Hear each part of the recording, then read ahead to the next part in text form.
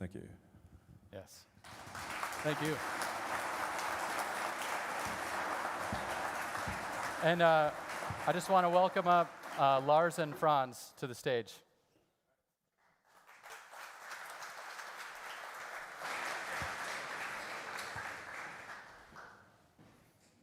Hi. Hi, I'm Franz.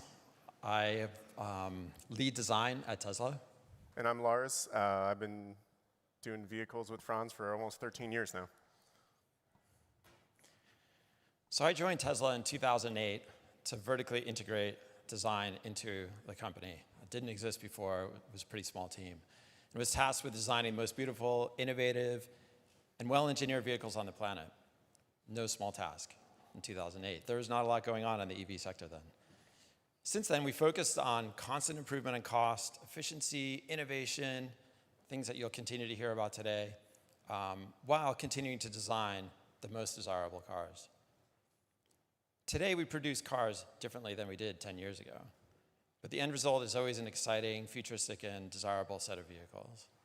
Back then, we only had a handful of designers and engineers like myself, but we had a great vision to radically change transportation. So back in 2008, where we were designing Model S, we didn't have a factory. In fact, we had a really small engineering team and a tiny design team.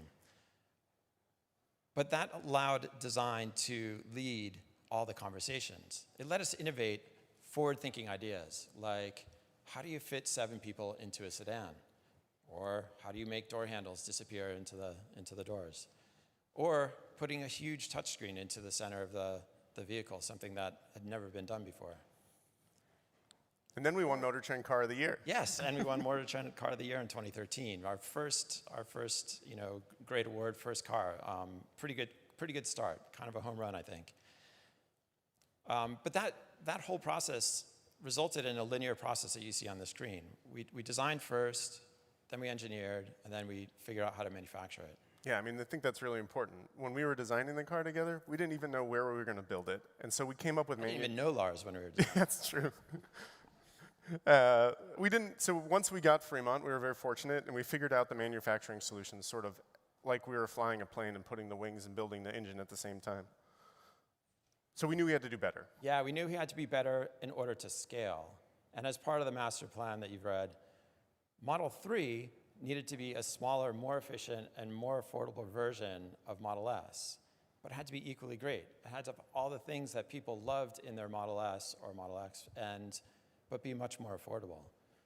And so we approached the process a little bit differently than the first time around. Now we had teams that we all worked together, so we were able to combine design, engineering, and manufacturing process all at the same time. But somewhere along the way, we changed the manufacturing process to be fully automated.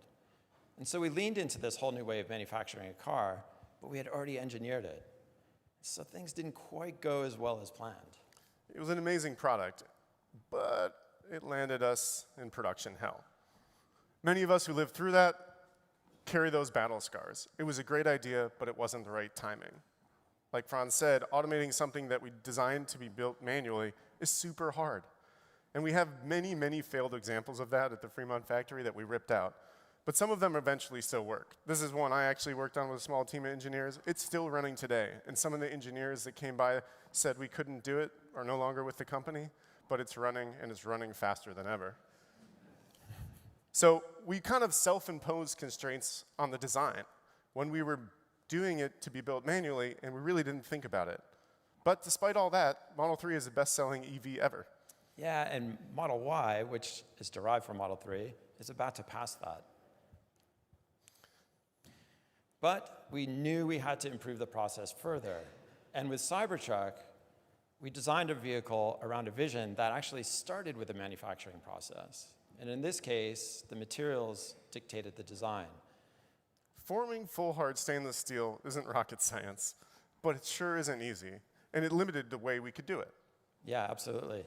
It really forced us to think about designing something in a way that you couldn't normally stamp panels. You couldn't form them in a traditional way. So you ended up with very linear bending processes that are just not in automotive kind of language of manufacturing